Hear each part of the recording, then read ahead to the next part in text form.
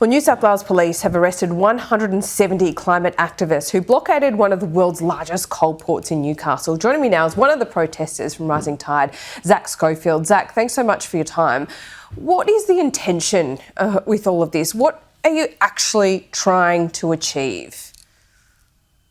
So thank you for having me here. And look, I want to get a message across loud and clear. We are not trying to shut down the industry overnight. Yeah, we've demanded an end to new coal and gas expansions because we are in a climate crisis, right? And the government was elected on a climate mandate. And there's a very simple fix here, which is to stop expanding an industry which contributes to climate breakdown. But beyond that, I'm a Newcastle boy, right? You know, the Hunter region is a really important place in the New South Wales economy. It contributes a lot. But the coal corporations, these multinational corporations like Glencore, don't get taxed appropriately. So we're also calling for a 78% tax on coal exports to fund blockading this, Jack, you've got to understand that that puts jobs at risk. And what about the cost of living crisis where, you know, older Australians in particular can't afford to put their heaters on at night? They're, you know, turning lights off, doing that kind of thing. I mean, what's the priority? I totally understand. We are in a cost of living crisis, and it's everyday Australians who are bearing the brunt, not the multinational corporations who get away with, you know, coal royalties in New South Wales average 8 to 12%. That's far less than all of your listeners are paying on their income tax. Sure, right? But you understand it does fund the budget. It does go into. It's not hypothecated spending. It goes into the federal budget. It could fund the budget much more, right? Okay. Norway taxes its oil exports at 78%. That goes into a sovereign wealth fund that's worth over 2 trillion Australian dollars. They fund all of their social programs off it. Sure. So when people are doing it tough at home, we need to understand there are multinational corporations that are getting away scot-free. Well, Zack, do you understand that this blockade at the weekend, it really divides people? Because not only did people need to be rescued, and I know publicity is part of the aim here, but it seems counterproductive. You're getting a lot of people offside for a goal. You said you want these multinationals to pay more tax and no coal and gas. Some of this is a little bit hypocritical. I don't believe so at all. And I think most folks, well, apparently, you know, not everyone, and I understand there may be listeners who are getting offside because of our actions, but we do live in a democracy, right? Protest is an important part of that.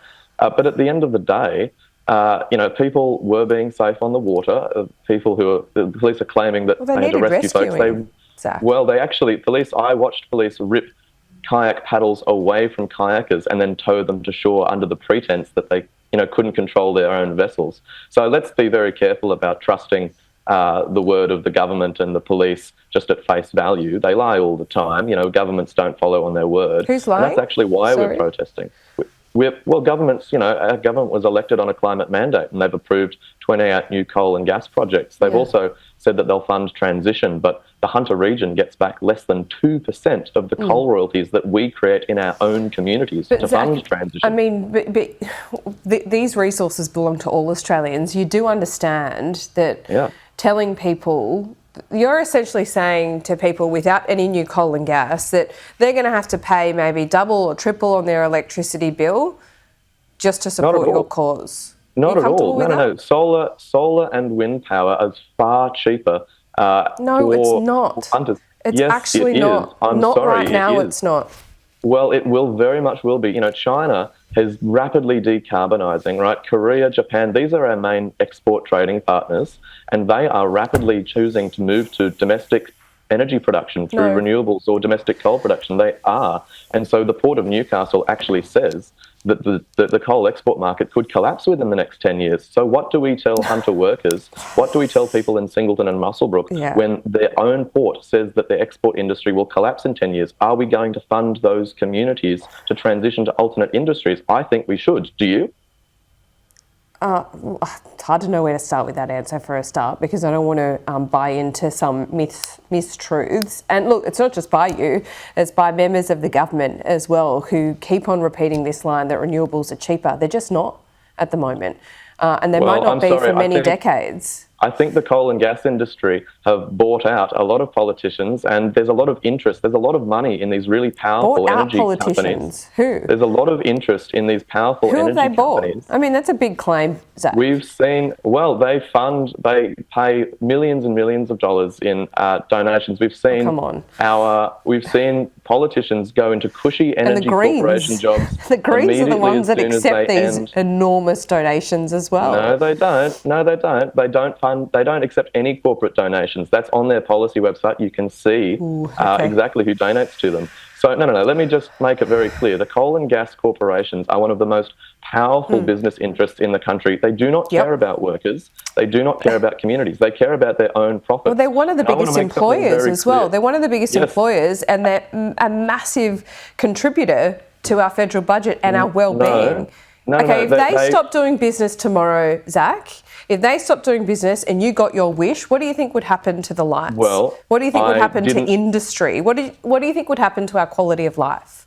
Sure, you've mischaracterised me, because I've explicitly said, the first thing I said when I came on here was that we don't want to shut down the industry overnight. Yeah. And I think it's a real shame that folks choose to lie about our intentions to undermine us. I've explicitly said we want an end to new projects. But by blockading what you did on the weekend, it wasn't supported by police. There's been 170 arrests. So if your intention is to not shut down the coal and gas industry overnight, what are you doing? I mean, because you're putting jobs at risk.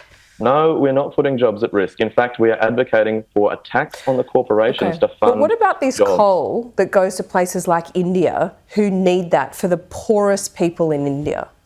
So our major trading partners are China, Korea and Japan. They are industrialised nations that are rapidly choosing... China's still, got a rapidly growing middle class, pulling people out of poverty. Absolutely. And they have a massive manufacturing industry. Your listeners might be interested to know that in the last year, China created over 6 times as much in energy generation capacity in solar power alone as Australia still burning 56% of the world's coal. Australia has ever created in its entire history. China is still burning 56% of the world's coal. How do you reconcile that? It's also the world's largest country. They are rapidly industrialising, and they choose to focus on domestic energy production, as any sovereign nation should. Now, we are in a situation where our export market is based on, it relies on the domestic policy of China, Japan, Korea. What happens when they choose to stop buying our coal? Because we rely on it as well. We're still relying on coal right now. It's about 60%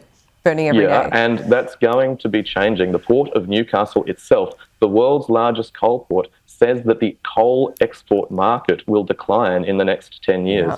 What happens to our communities when that happens? State governments are still, they need to prop it up because renewables aren't quite ready. Well, I think your protest is a little premature at best. No, I don't think it is. And I think you understand, as well as all of your listeners understand, that we need to actively invest in the industries of the future. If we're not, then we are setting ourselves up for failure. Why wouldn't we want to invest in emerging energy production when that is the future that the world is heading to? That is happening. It's all about the balance. But look, Zack, I really appreciate your time. I really appreciate your time. Thanks so much for coming on. Thank you for having me. Always a pleasure.